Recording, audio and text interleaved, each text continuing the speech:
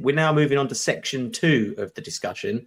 And the first point I'd like to explore is the commercial viability of dynamic pricing across the full landscape of logistics businesses. And specifically first, how dynamic pricing might affect the contractual relationships between carriers, 3PLs, freight providers, and their customers. So could these traditional rate agreements be surpassed by these dynamic pricing mechanisms? Perhaps, Bridie, you have a view on that. Yeah, I think certainly my view would be you would still have your static pricing. So you would still have your tariffs, but maybe dynamic pricing would be used as a hybrid. And that hybrid could be worked around what's important to the customer, what's important to the carrier. It can look, lots of different ways. But yeah, I do think it needs to be a hybrid, and it needs to be. Yes, you're going to have customers that want that premium slot, and we've already got premium slots. With your AMs, your time deliveries. Even if you look at storage, storage has premium warehouse space. In premium areas and premium time as well. Storage can be done, and actually, storage is going down the route of.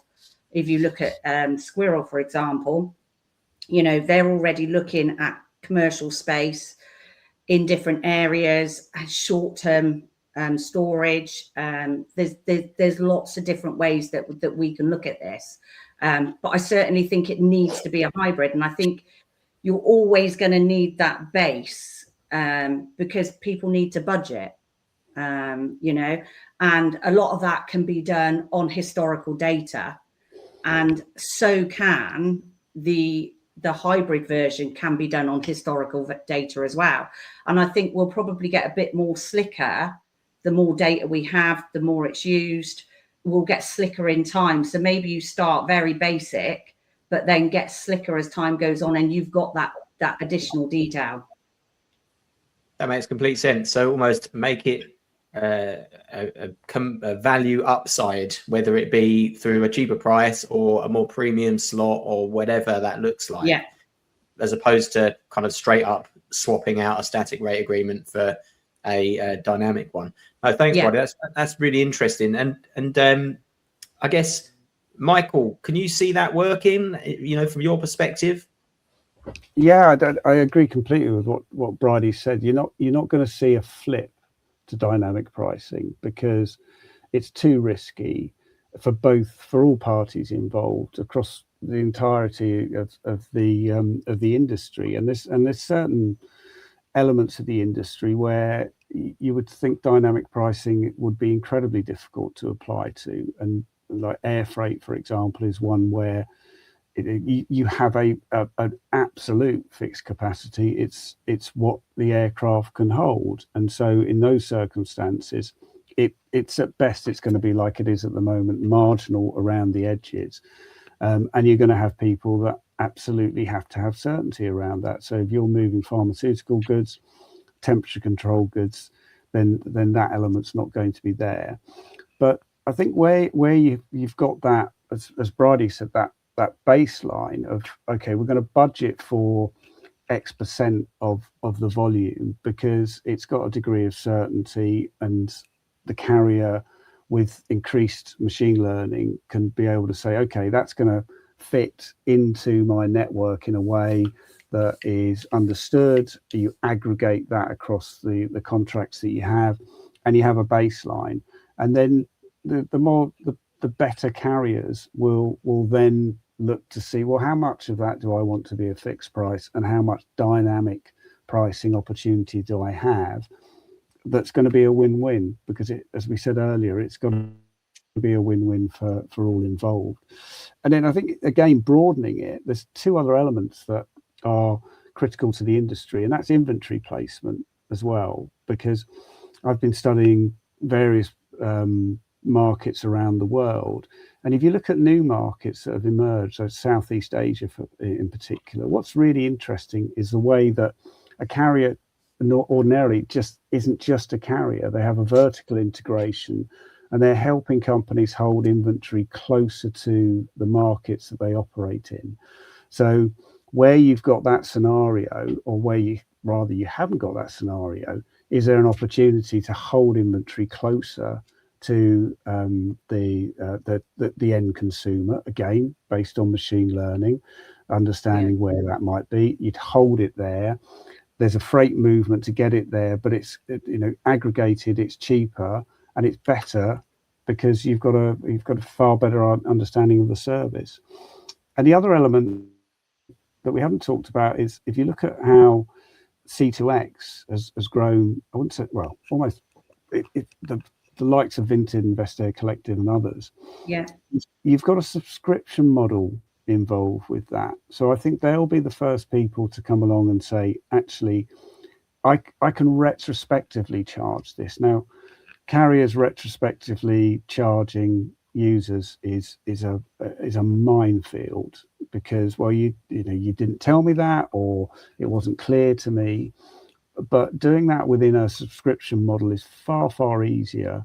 And when you're talking about a mass market C2X element, then I'm sure you'll soon see a scenario that says, look, this is the price, but if you don't hit the requirements of that price, then you're going to see it on your bill at the end of the month. So I think in summary, there's a base level, and then the market will understand that dynamism, but it comes back to budgeting. If you can't be certain about a degree of your budget, then dynamic pricing is around the margins just isn't going to work for people, I don't think.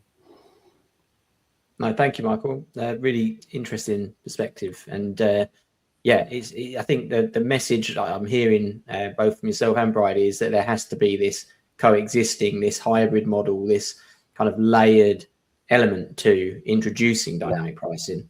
So, I mean, with that in mind, Dave, perhaps you've got a perspective on this one. Would dynamic pricing work better for areas in logistics that are kind of spot markets, as opposed to contracted freight or last mile stuff?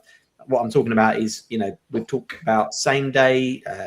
Bridie mentioned haulage exchange earlier. Do you think it works better there as a kind of first foray into dynamic pricing? Well, I'm going to be a bit controversial because I disagree with some of the things we said last time. Michael, you said that you can't do it on air freight. Of course you can, because you can do it. If you can do it on airlines when we're sitting on the seats, you can do it with air freight. But you've got to, once you've got to have a price when you book something. It costs you X. Do you accept it? Yes, I do. Sign up. Yeah. So there's got to be those. But behind that, when whether you can have fixed or a mix of something. When someone's booking a shipment, a distribution, they need to know what costs they're going to pay and want to get the same payment as either Rich. You said that you want to get the same price you expect, which is great. But yeah, with more flexible things, where you're using third-party resources, yeah, it's much easier to be flexible. When you get back to whether it be a parcel carrier, a pallet network, etc., you've got the restrictions of size or the capability of a hub, so yeah, it's got to be one that works for everyone, but it's got to work for the consumer, either us as consumers or the company we're buying from, but also it's got to work for the carriers, so it's a delicate one, but also we've got to start thinking differently, because we all do things the way we do. Unless something changes us, when we start thinking differently, I think it will happen really quickly. When it starts happening, it's like people like Amazon, they're total game changers in what they've done. When they come into the logistics industry, they didn't say, oh, yeah, why? One of the questions they were asking for years, why can't we just deliver 7 days? And it was because the industry wasn't ready for it, and you got to ask those questions. And people like Vinted, Vinted policy around Europe is to have a flat fee, which obviously I can't say on here, but I know exactly what they want from everyone to move a parcel from A to B. So that is their expectation, and that's why they're so they've grown so exponentially because they're very good at what they do and they're very clever, and the economy market is doing really, really well and people love it and reselling stuff and all that stuff and quite green. But yeah, to come back to your question, I think was, the more flexible thing, particularly when you're using a third party, it's a brokerage, that's nice and simple. But in fixed networks, it's more of a challenge, and also who takes the risk? Does the carrier take the risk on that buffer, or does the consumer? But I do like Michael's point where up to X you pay Y, but if you don't do X, then you might have to pay a bit more, and I think that's as long as it's fixed and agreed by everyone, I think that's a fair comment. Yeah. Thank you, Dave. So you mentioned there about risk. I'm going to ask a kind of slightly different question, but also risk related. Are there potential risks to people that are giving out dynamic pricing? So I touched on it briefly earlier. It has to be this level of mutual benefit between the person that's paying the dynamic pricing and the person that's supplying it. Is there a risk of creating distrust between carriers? I mean, Dave, you use the example of when it rains, all of a sudden the price of your Uber goes up. That feels as a consumer a little bit of a tough pill to swallow. Is there a risk of that kind of thing happening in logistics? Perhaps, Bridie, do you have any view on risks that might exist? Yeah, there's certainly risks. And I think Michael actually touched on it when he talked about if you delete your cookies. I know myself when I'm booking an Uber, what I do is I go onto Uber and I look at one on there. Then I'll go on to Bolt and I'll look on one on there. And then I'll go on to Free Now. And then all of a sudden, I start getting cheaper pricing, because there's a dynamic between all of them that's saying, actually, she's shopping around. Or, it might be that you're given a price and you're like, well, hang on, it's not raining. Why is the price so high? There's no traffic. And then again, after multiple times of logging out, logging back in, logging out, you get a cheaper price. So I think we need to be really careful that, what I would worry about dynamic pricing is you are always going to get the customer that buys that.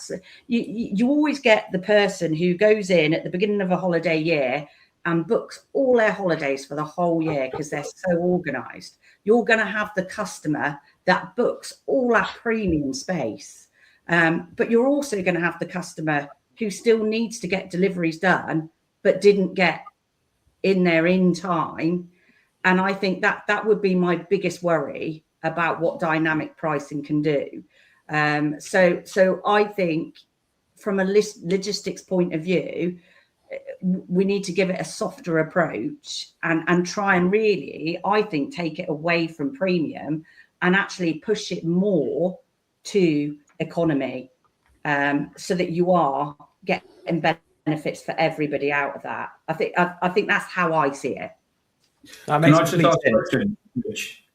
On the economy, sorry to jump in there, but do you mean economy that it says going to come in 2 or 3 days, or it's still going to come on a fixed day?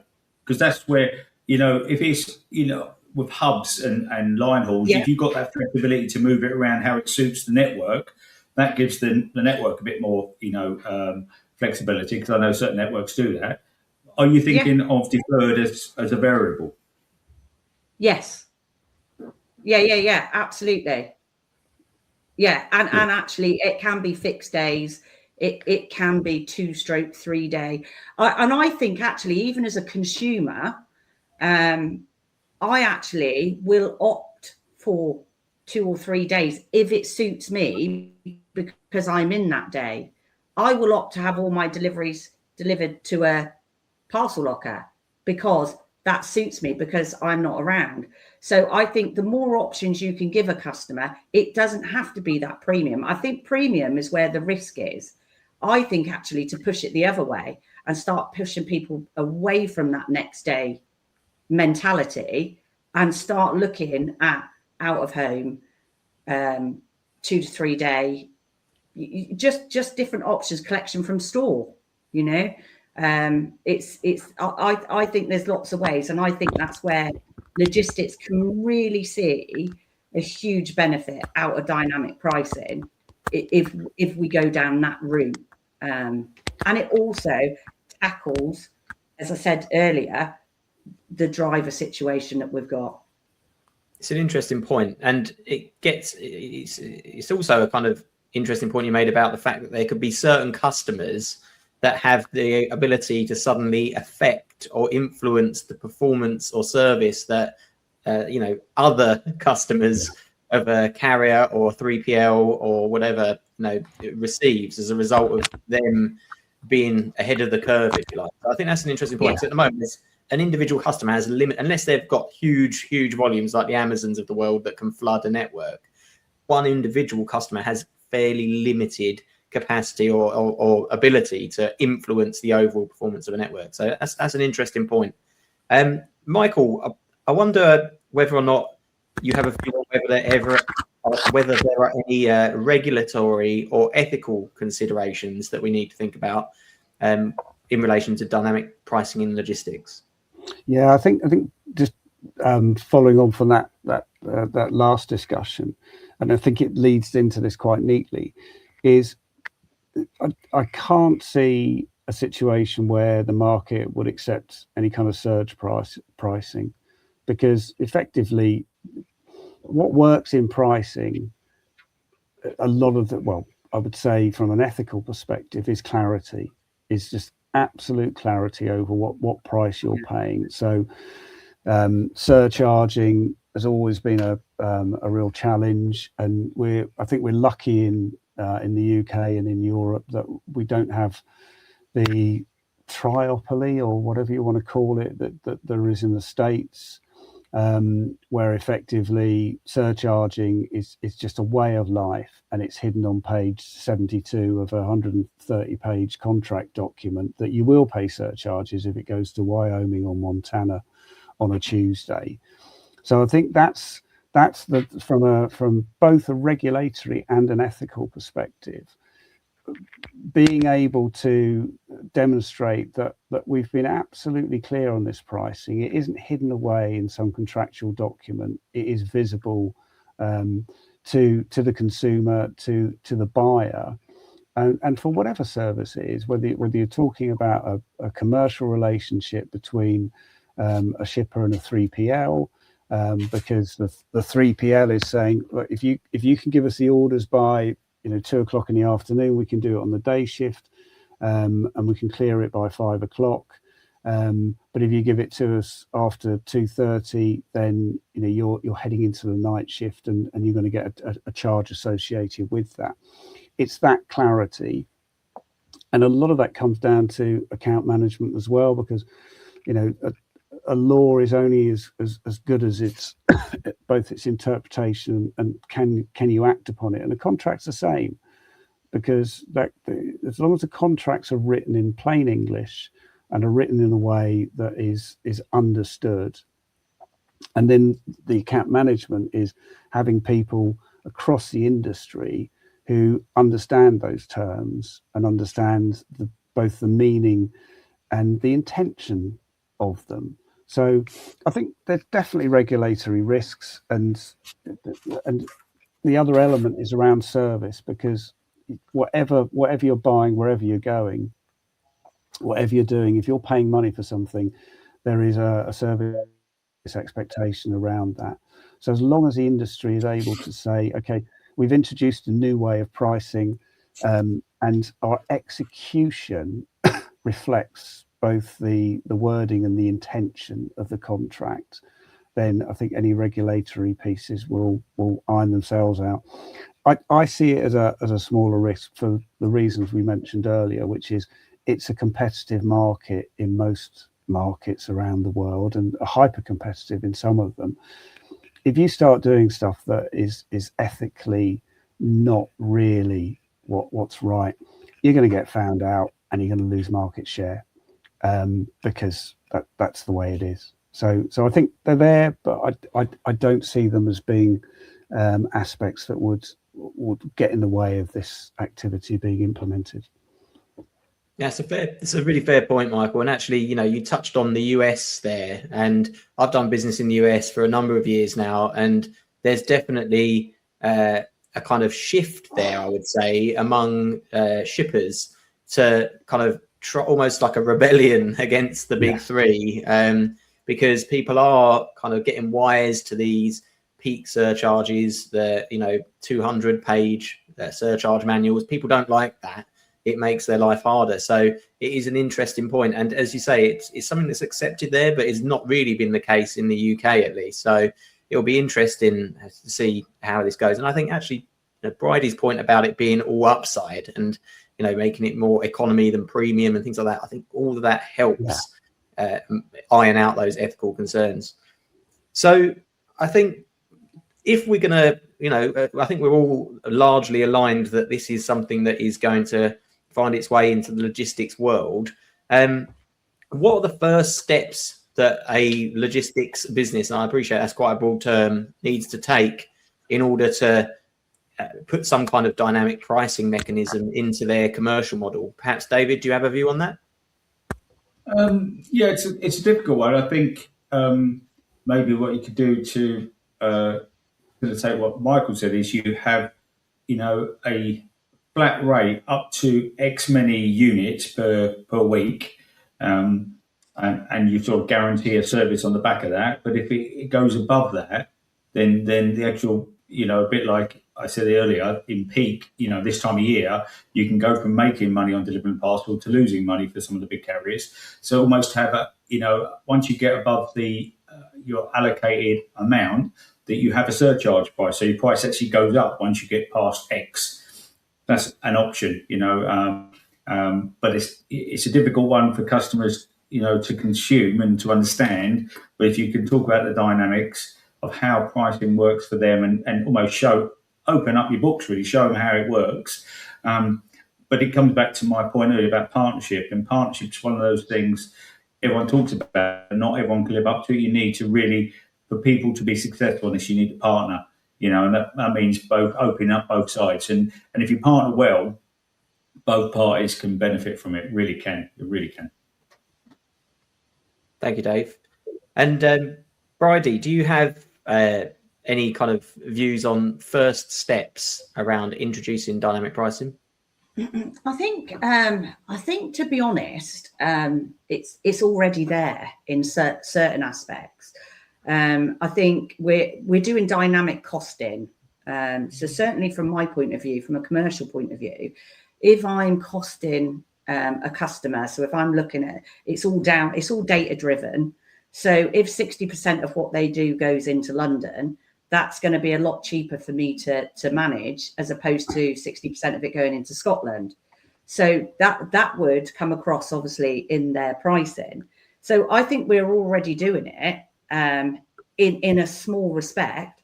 So I think it would just be about opening that up, to wider rounds, that actually this is how you currently send freight. But actually, if you did it this way, we could look at it. We could look at giving you a different price, and actually, the new way would be obviously filling our vehicles more levelly, so that it levels out over the week. You might only do certain areas on certain days, so you fill that vehicle. There's lots of different ways you could do it, but I actually do think we've got an element of it already going on. We're just selling it differently. No, thanks. That's a really interesting point. And as you say, almost perhaps it does exist just in a slightly different flavour than a straight up dynamic price to the customer. Yeah. So do we think, we've talked about this quite a lot, but Michael, do you have a view on whether dynamic pricing is the key to reshaping delivery schedules and kind of distribution in logistic networks in the long term? I think before the dynamic pricing element starts to have its own impact, it goes back to the technology aspect of having at any given moment being able to look at whatever operation you're running, whether it's a warehouse, whether it's a freight network, a parcel network, an air freight network, and being able to have a dashboard that says, okay, this is my network. This is what I have from a capacity and a resource perspective. And then the finance model can sit on top of that and say, okay, I want to put volume here. I want to take volume out of there if possible. I'm capped out in this particular activity or this area. So that's the foundation. And I think that varies massively according to the business that you're working in. And if you're in a legacy business, you're probably not as in, you are in a poorer position than a business that has been built in the last 5 years that knew that this was a necessary or a critical element of what you do. And again, just my experience recently in looking at North America and the likes of Veho and Uni, who've built from the ground up, and they built this into their models, that they understand exactly where their items are at any given time. So I think that's the enabler. And then from that point on, you can start to pull the levers that says, okay, I've got a warehouse operation that is really, really inefficient in the evening. Now I've got a choice here. I either put more volume into it or I take volume out of it, and I just, I make it something that's going to work from a labor perspective. You're probably going to, if you're new, you're probably going to put volume into it because you want to sweat the asset, but you want to sweat the asset evenly, and you've got an accretive cost associated with that. But I think that's where you have to have that foundation, and then at that point in time, can it reshape networks? Absolutely, and can it reshape delivery models? Completely. And I think if we got 4 people who are running any kind of logistics operation right now and said to them, we've got an opportunity for you to level the peaks in your organization, they bite your arm off, because what they want to do is be able to say, actually, I need a head count of 450 people to run this at the 95% capacity that I want to run it. I'd like to employ the same people on a rolling shift pattern, because if their days are consistently at a level that's suited to their expectation and their physical capacity, they're going to keep coming back to work. We lose people in the industry when you come to work and the day's horrible, or you sit around waiting for the work. So there's a huge benefit there.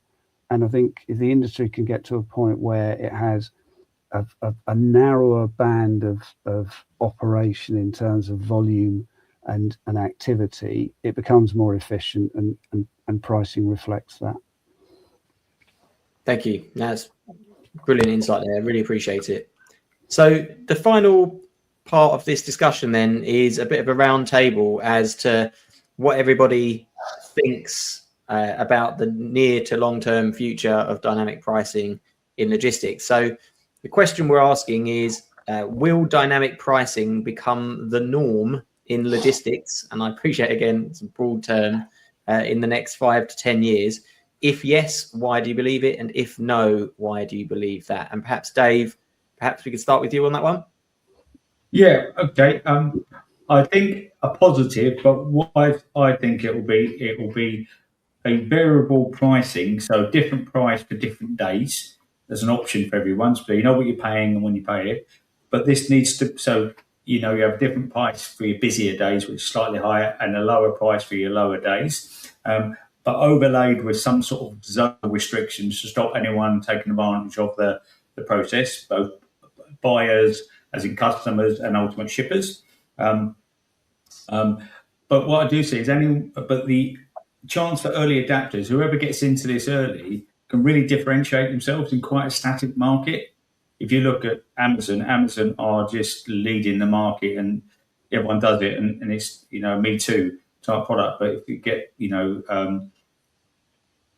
the Amazons, the vintage, so it will happen. It's just about, I think, people embracing it, because the legacy companies, if you keep doing what you're doing, we've got to change because the market's always changing and adapting. And having done some of these podcasts, different markets, different ways. Like when we did one on the Indian market, the average age of people in India is 26. So you imagine the dynamics of those individuals. So I think if you stay the same in any industry at the moment, it's really risky. You've got to evolve, develop, and listen to the market. Thanks, Dave. And Bridie, will it become the norm? Yeah. Yeah, absolutely. I do think it certainly will. I think if you look at static pricing, it's obviously built networks of the past, but dynamic pricing is definitely going to build the network of the future. And I don't believe that you can be a sustainable network without dynamic pricing. And I think that's quite key. And I don't think it will go down the surge route. I think, as Michael said, we're not going to go down that route. But I think actually, if you make it that it's a choice rather than chaos, I think it definitely has a place in logistics. Thanks, Bridie. And Michael? Yeah, I think it does. I think it's probably somewhere between the 5 and 10 years where you're going to see it as being something that is consistent and across the market.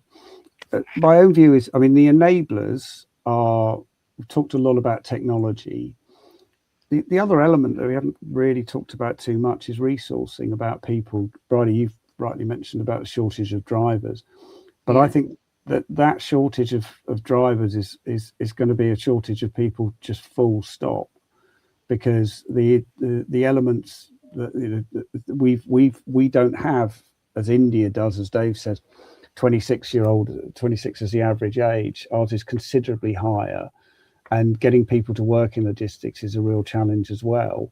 So that companies will be focused on, well, how do I actually get people through the door and then keep them, because churn is such a massive cost associated with it, whether it's frontline or top line churn. It costs you a lot of money. So I think those will be the drivers.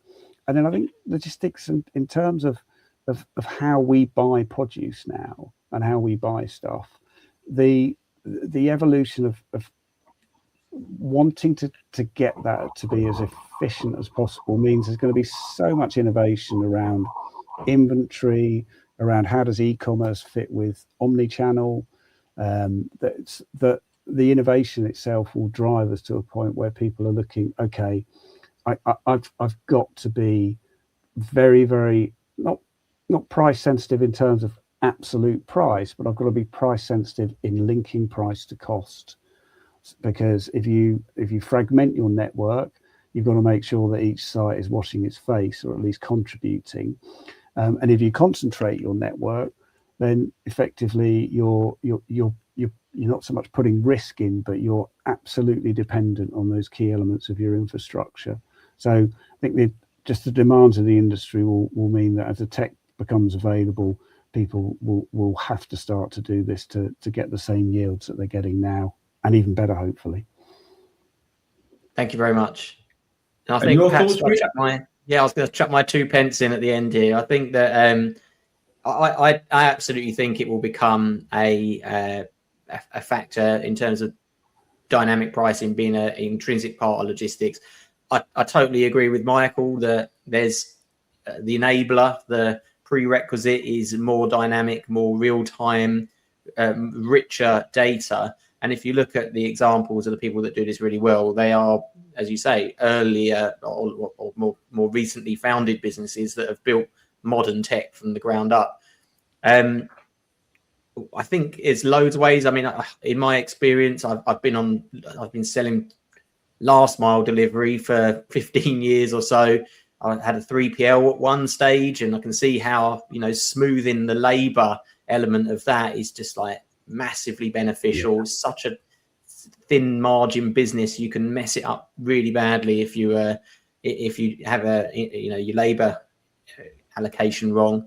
So yeah, I think it will absolutely become a part of logistics, and how and in what form I'm not too sure yet, but I think just rounding this off, for businesses to compete in the future and in the new world, if you like, market dynamics almost has to govern where volume goes, what the prices that people pay, and that's the only way to make it as efficient as possible in the modern day logistics world, where there's just such a lot of volume and it's only ever increasing.